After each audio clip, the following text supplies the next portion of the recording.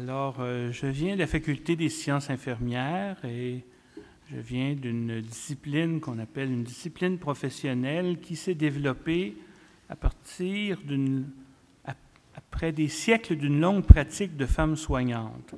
Et ce développement de notre discipline a laissé des traces dans notre façon de se développer encore aujourd'hui, c'est-à-dire qu'on a tendance à faire des recherches et à se développer avec des méthodes inductives.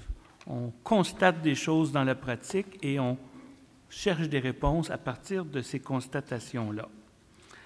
Donc, c'est de ce point de vue-là, de ce point de vue d'un infirmier depuis de nombreuses années, qui a d'abord été infirmier pratiquant, j'aime bien dire ça, là.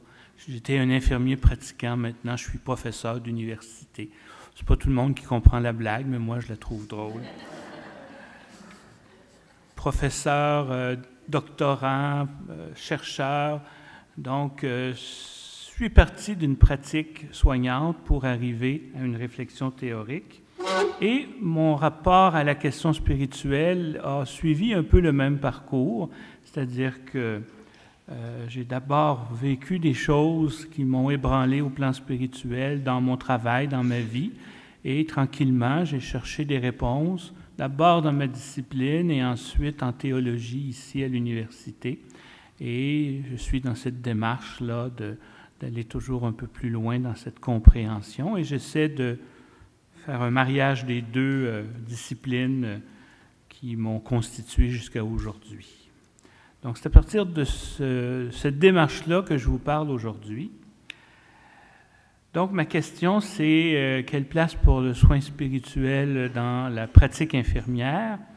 Alors, je vais faire un retour historique, bien humble, à côté de mon collègue qui est un vrai historien, lui, alors que moi, je bricole dans ce domaine. On n'ira pas trop loin dans l'histoire, on va aller en 1639. Bon. Qu'est-ce qui se passe en 1639? Eh bien, il y a la fondation de l'Hôtel-Dieu de Québec. Alors, déjà, il y a des colons qui sont arrivés de Nouvelle-France depuis quelques années. Ils ont réussi à survivre à l'hiver grâce aux Amérindiens qui leur ont donné quelques recettes à base de cèdre et tout ça pour surmonter le scorbut. Mais là, il y a assez de monde, alors on fait venir 3 religieuses, je ne veux pas me tromper, Augustines hospitalières de la Miséricorde de Jésus, qui viennent de Dieppe en France. Alors, j'aurais pu commencer mon histoire beaucoup plus loin dans le temps, parce que toutes ces communautés religieuses françaises, parce que c'était des Français qui étaient débarqués ici, ont une histoire encore plus ancienne en Europe au Moyen Âge, mais je me suis limité. Donc, ces religieuses débarquent ici pour fonder un hôtel-Dieu. Et dans les années qui vont suivre, on va voir le Québec se couvrir là, dans les siècles qui vont suivre tranquillement. D'hôtel-Dieu en hôtel-Dieu, on pourrait dire, le Québec va se couvrir d'hôpitaux assez modestes au début, qui finissent par se développer, hôpitaux qui sont animés, gérés de main de maître par des communautés religieuses qui sont les propriétaires, les gestionnaires, qui forment la relève infirmière. Bon, à l'époque, on n'appelle pas vraiment les religieuses des infirmières, c'est des religieuses hospitalières. Et toutes ces religieuses hospitalières dans ce réseau qui va couvrir le Québec en peu de temps, au fur et à mesure qu'il va se développer, sont là et leur but, c'est de guérir le corps, mais surtout sauver l'âme. Alors, je fais ce détour historique pour montrer que dans le domaine de la santé, pour ce qui est des infirmières à tout le moins, le fondement de cette préoccupation qu'on appelle aujourd'hui spirituelle était là dès le départ. Les communautés religieuses hospitalières qui fondaient des hôtels-dieux, et le nom hôtel-dieu n'était pas laissé au hasard, c'était la contraction de hôtel qui vient, et là vous excuserez mon accent latin, qui vient du latin hospes et hospitis, qui signifie celui qui donne l'hospitalité, et de Dieu évidemment. C'était un nom choisi pour bien indiquer le sens de ce geste de création d'un établissement et le sens de ce qu'elle voulait faire dans ce lieu. Alors, elle voyait l'Hôtel-Dieu comme un lieu où on offrait l'hospitalité aux gens malades, infirmes, pauvres, délaissés de tous, et on offrait cette hospitalité au nom de Dieu. Mais encore plus, elle s'inspirait de l'Évangile de Matthieu, Matthieu 25. « J'étais malade, vous m'avez visité, j'avais faim, vous m'avez donné à manger. » Et elle s'inspirait du fait que lorsqu'elle accueillait le pauvre, le malade, le vieillard, c'est Dieu qu'elle accueillait en personne. Donc, il y a ces deux notions-là. On accueille au nom de Dieu, mais on accueille Dieu à chaque fois qu'on fait du bien à ce plus petit d'entre les miens. Donc, à cette époque-là, le titre de ma conférence, même si on le remettait dans les mots de l'époque, n'aurait aucun sens. Il n'y avait pas de dichotomie entre le soin du corps et le soin qu'on dit spirituel aujourd'hui. Et ça a duré pendant au moins 3 siècles au Québec. Les religieuses ont été dans la direction et la construction des hôpitaux au moins jusqu'en dans les années 30, 40, 50, là, ça peut varier. Évidemment, je parle de la communauté qu'on appelle dans l'histoire des soins infirmiers franco-catholiques, parce que quand les Anglais sont arrivés, eux avaient un modèle de développement un peu différent et ce n'était pas exactement le même modèle de développement religieux dans les hôpitaux. Donc, pendant 3 siècles, essentiellement, les infirmières, les religieuses hospitalières, ne faisaient aucune différence entre le soin du corps et l'aspect religieux de ce qu'elles offraient comme service. Bon, il y avait des différences pratiques. Le soin du corps, ça se résumait à peu de choses. Vous savez, les moyens médicaux, les moyens de soigner à cette époque-là, c'était peu de choses. Il y avait des plantes médicinales, certaines connaissances qu'ils avaient apportées avec elles d'Europe, mais aussi certaines qu'ils avaient découvertes ici, on imagine, en contact avec les Amérindiens. Et bon, elles savaient faire des pansements, soigner un vase de plantes, prendre soin des gens, l'hygiène de base. Parce que pour ce qui était de la médecine, ça finissait souvent par une bonne saignée et les plus forts en survivaient et les plus faibles en mouraient. Ceux qui disaient, bon, ben, la saignée n'était peut-être pas la bonne idée pour soigner cette personne-là. Mais en même temps qu'elles offraient ces soins physiques de base, mais qui, pour des gens qui arrivaient à bout de force, souvent sans avoir été nourris convenablement, bien, ça pouvait leur permettre de reprendre des forces et de passer à travers un épisode de maladie. Elles avaient aussi une préoccupation, ce qu'on appelle dans les livres de l'époque, les soins de l'âme. Alors, entre autres, pour illustrer ça, à l'époque, il y avait la grande salle avec les femmes qui étaient malades et une autre salle plus loin avec les hommes. Et au bout de la salle des dames, il y avait la chapelle. Et à tous les jours, la communauté religieuse, la messe était célébrée au bout de la grande salle et toutes les femmes malades pouvaient être partie prenante de la messe. On faisait de l'éducation religieuse, on apprenait aux malades des prières, on apprenait des bases de catéchisme. Alors on se disait, si on ne peut pas sauver leur vie terrestre, au moins on va leur donner des moyens de sauver leur vie céleste. Alors tout ça dure pendant plusieurs années. On peut dire jusqu'au tournant du 20e siècle. Donc, autour des années 1900, là, un peu avant, un peu après, le grand changement qui va se produire dans le monde de la santé, un peu partout, pas juste au Québec, c'est que la médecine va devenir scientifique. Alors ça, il faut toujours se rappeler que la médecine n'a pas toujours été scientifique, même si elle a été, depuis les temps immémoriaux, enseignée à l'université. Elle n'était pas nécessairement scientifique, elle répétait siècle après siècle ce que les antiques médecins avaient promulgué. Et c'était plus ou moins efficace. Ça se développait un peu, mais il y avait peu de moyens finalement.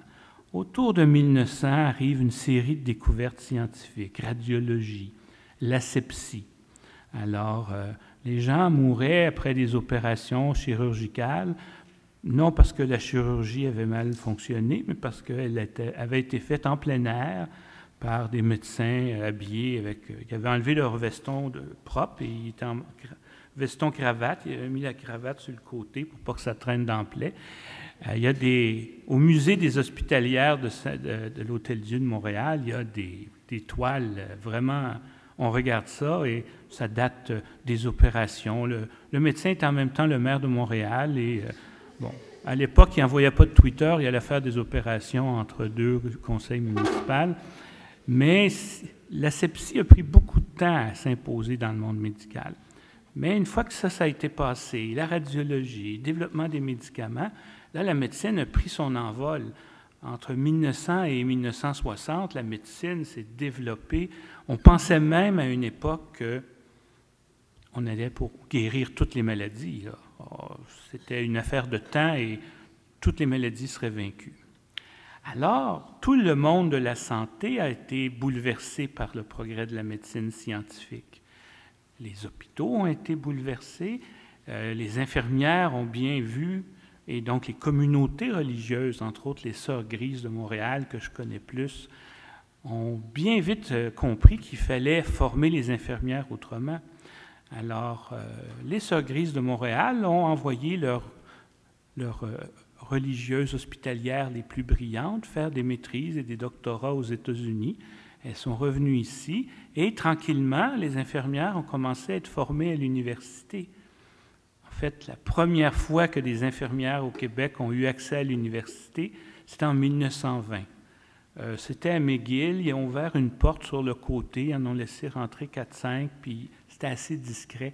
Ça a pris du temps avant qu'on puisse, comme profession, avoir accès vraiment à l'université. Mais là, aux États-Unis et ailleurs au Canada anglais et en Angleterre, ça s'est développé plus rapidement. Et là, il fallait que cette nouvelle discipline qui reposait sur des siècles de savoir pratique de femmes soignantes, mais bon, dans l'université, le savoir pratique des femmes soignantes du Moyen Âge, c'était pas très sérieux. Alors, la discipline infirmière a pris un tournant scientifique pour s'imposer dans le monde universitaire, dans le monde académique et aussi dans le monde de la santé qui était de plus en plus sous la direction de la médecine et des médecins. Alors, tout ce que je vous ai raconté sur l'imbrication entre le soin du corps et le soin de l'âme s'est effacé tranquillement. Là, c'était plus très sérieux, c'était plus très scientifique, s'occuper du soin de l'âme. Puis il y avait des mouvements tranquillement de sécularisation qui s'installaient. Alors, on a vu disparaître là, dans les années, je dirais, 50, 60, 70, là, toute référence à ce qu'on appelle aujourd'hui la spiritualité dans la formation et dans la pratique des soins infirmiers. Mais cette éclipse n'a pas duré très longtemps. Déjà, quand on fait des recherches dans les moteurs de recherche, on voit que dans les années 70, là, début 80, on commence à trouver des articles qui parlent de la dimension spirituelle dans les soins infirmiers. Pas beaucoup, mais on en trouve. En 90, dans les années 90, là, ça prend tranquillement son envol. Et là, on commence à publier des livres, des grosses briques sur la dimension spirituelle des soins infirmiers. Et avec le tournant de l'année 2000, là, on voit là, les courbes de publication là, qui s'envolent. Là. Ça devient un sujet de recherche, de publication, de débat à l'intérieur de la profession infirmière. Mais évidemment, ce n'est plus ce que c'était à l'époque première, si on peut dire. Alors que cette absence et ce retour, maintenant, se vit sous les formes contemporaines de la spiritualité. Alors, une des choses qui marque beaucoup la discussion sur la spiritualité dans les soins de santé aujourd'hui, c'est la question de cette dichotomie entre spiritualité et religion. Alors, quand j'ai commencé à m'intéresser à l'intérieur de ma discipline à ces questions-là, c'était la première chose qu'il fallait enseigner aux étudiantes. On parle de spiritualité, mais là ça n'a rien à voir avec la religion, là. N'ayez pas peur, là, parce que c'est fou comment la peur de la religion s'est transmise à travers les générations au Québec. Moi, j'enseigne à des jeunes femmes et quelques jeunes hommes dans la vingtaine, et on dirait qu'ils ont vécu la vie de leurs grands-parents avec un catholicisme qui contrôlait tout. Et même des fois, tu te demandes, ça doit être même pas leurs grands-parents, ils sont trop jeunes, ça doit être leurs arrière-grands-parents, mais ils ont la même réaction épidermique. Ça m'étonne à chaque fois. Mais là, si on parle de spiritualité, ça passe. Mais moi, ça m'achalait, cette dichotomie. Je comprenais que c'était dans l'air du temps. Je comprenais que comme discipline professionnelle, scientifique, qui s'adresse aujourd'hui, qui reçoit dans ses rangs des gens qui proviennent de toute origine, alors à l'université, puis ensuite dans la discipline infirmière, on a des infirmières qui sont nées au Québec, qui sont nées au Maroc, qui sont nées un peu partout, qui arrivent avec toutes sortes d'héritages culturels et religieux. Alors, je comprenais qu'il fallait pas, on ne pouvait pas revenir à ce qui se passait avant qu'il y ait l'éclipse. Mais je me disais, ça m'achale, ça, cette dichotomie. Alors, j'ai été faire ma maîtrise en théologie pratique. Et là, c'était très, très intéressant pour moi. Mais mes collègues disaient, bon, tu fais ta maîtrise en théologie, l'option spiritualité, santé. Alors, puis, qu'est-ce que tu as appris? Et là, pendant au moins 2 ans et demi, je leur disais, plus j'étudie, moins je comprends c'est quoi la spiritualité. J'étais toujours de plus en plus mêlé. Donc, ça finit par se placer, mais c'est pour dire que c'est un sujet qui est, quand on arrive des sciences de la santé, qu'on a été, d'une certaine façon, formaté à cette dichotomie et qu'on la remet en question, on a de la difficulté à trouver des nouveaux repères. Donc, aujourd'hui, il y a, dans le monde anglo-saxon, soyons bien clairs, là, ce courant de recherche sur spiritualité et nursing, sur spiritual care, c'est quelque chose qui se passe essentiellement dans le monde anglo-saxon. Beaucoup aux États-Unis, qui, eux, ont une attitude beaucoup moins frileuse face à la religion. Alors, il y a des recherches sur spiritualité, religion, bien-être et tout ça. En Grande-Bretagne aussi, en Australie, au Canada anglais. Donc, nous, au Québec, comme on est un peu une plaque tournante entre le monde francophone et le monde anglophone, on s'abreuve abondamment à toutes ces recherches qui viennent du monde anglophone. Et il se passe des choses très intéressantes de ce côté-là.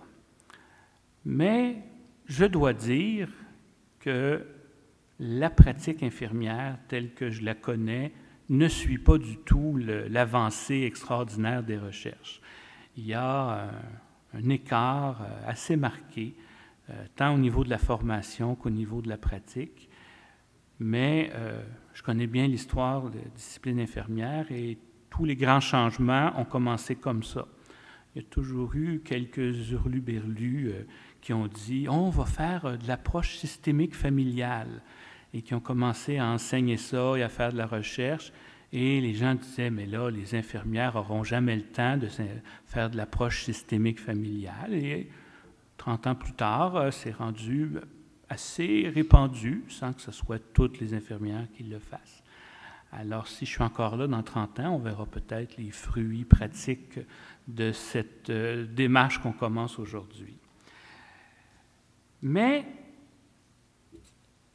dans ce mouvement de renouveau ou de réconciliation ou de réappropriation, j'ai des collègues de la faculté, Jacinthe Pépin et Chantal Cara, qui ont, il y a quelques années déjà, regardé comment on parlait de la spiritualité dans la littérature de sciences infirmières. Et elles ont proposé que ce qui revenait le plus souvent comme les composantes de ce qu'on appelait spiritualité dans la discipline infirmière. Il y avait 4 composantes qui revenaient souvent. La première composante, c'était de parler de la spiritualité toujours à partir d'une définition relationnelle. La spiritualité, ça se vivait dans la relation à soi, la relation aux autres, la relation, alors selon les auteurs, c'était la relation au monde, à l'environnement, à la création, mais toujours cette relation à l'environnement, au monde dans lequel on vit, et la relation à une transcendance, à Dieu. Là aussi, les mots changeaient selon les auteurs. Et quand j'ai commencé mes études en théologie orientée vers la spiritualité, j'ai découvert que cette dimension relationnelle était aussi très, très présente dans les définitions de la spiritualité qu'on trouve à différents moments de la théologie spirituelle. Une autre dimension qui, d'après moi, comment je pourrais dire ça? Il n'y a pas de médecin dans la salle, là? Non, OK. Une façon de voir la spiritualité qui, d'après moi, est très influencée par la médecine, parce qu'aujourd'hui, je me suis concentré sur ma discipline, mais on pourrait parler tout autant de ce même genre de développement en médecine. Mais c'est l'idée de voir la spiritualité comme une ressource pour la guérison. Alors, il y a eu, dans le monde anglo-saxon, des dizaines et probablement des centaines de recherches sur la prière, sur la spiritualité. Est-ce que ça aide à guérir? Est-ce que s'il y a des groupes de prière qui prient pour quelqu'un, est-ce qu'il va revenir à la maison plus vite après une chirurgie? Alors, des belles études scientifiques avec groupe contrôle et tout, mais qui, au bout du compte, quand on fait, mais après plusieurs années, des méta-analyses, on voit que ce n'est pas nécessairement concluant. Et comme le disait un confrère de la faculté de l'école de psychoéducation, qui en a contre tout ce qui n'est pas scientifique, mais qui avait dit, en étudiant ses recherches sur la prière, c'est presque un peu insultant pour Dieu que de penser qu'on va réussir à y jouer un tour en faisant une étude en double aveugle et que parce qu'on prie pour certaines personnes, ils vont aller mieux et que les autres qu'on ignore vont aller plus mal. Je trouvais que c'était une remarque quand même pertinente. Une autre dimension qui revient souvent, c'est la recherche de sens, la recherche des valeurs profondes. Il faut voir que la porte d'entrée de la dimension spirituelle dans le domaine de la santé, ça a été les soins palliatifs. Ça, c'est indéniable. Les soins palliatifs ont été une réponse à une certaine déshumanisation des soins de santé. Là, les soins de santé des années 60 étaient capables de tout guérir. Alors, quand on ne pouvait pas guérir quelqu'un, c'était dur à prendre. Alors, on le mettait un peu de côté et on le laissait un peu mourir au bout du corridor sans trop s'en occuper. Et de la médecine, des soins infirmiers, de d'autres disciplines, est venue une réaction à ça qui a donné naissance aux soins palliatifs. Et dès le départ, les soins palliatifs se sont définis comme une approche interprofessionnelle, interdisciplinaire. Et dès le départ, la dimension spirituelle a été affirmée assez clairement. Et il faut dire que lorsque ta vie est en danger, lorsque tes jours sont comptés, c'est assez probable que certaines questions religieuses, spirituelles, de sens de la vie reviennent à la surface de façon un peu plus nette que lorsque tu dois aller à l'urgence parce que tu t'es fait une fracture et qu'on va te mettre un plâtre et ça va être tout après. Donc, c'est par les soins palliatifs que la dimension spirituelle est vraiment revenue dans le domaine de la santé. Depuis, ça a débordé à d'autres domaines. Et je pense que la recherche de sens est assez inévitable quand on voit cette porte d'entrée. C'est assez improbable d'accompagner des gens en fin de vie sans que la grande majorité n'arrive avec des questions sur le sens de leur vie. Et la dernière dimension qui est notée dans ses écrits en sciences infirmières, c'est la question de la référence à une transcendance, qui, dans les écrits, prennent deux dimensions. Il y a une référence à la transcendance dans le sens un peu plus habituel quand on s'intéresse à la religion, donc un Dieu, une énergie cosmique. Bon, là, il y a toutes sortes de noms qu'on peut donner à cette transcendance au-delà de ce qui est humainement accessible. Mais on a aussi, et ce qui est une marque un peu plus évidente du monde contemporain, mis dans cette catégorie la recherche du dépassement de soi.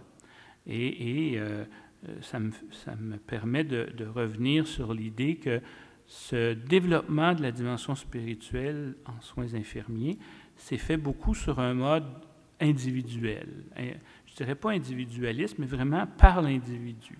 Les infirmières ont beaucoup travaillé pendant longtemps à partir de ce qu'elles faisaient avec les individus. Donc, la réflexion sur la spiritualité a été marquée par ça.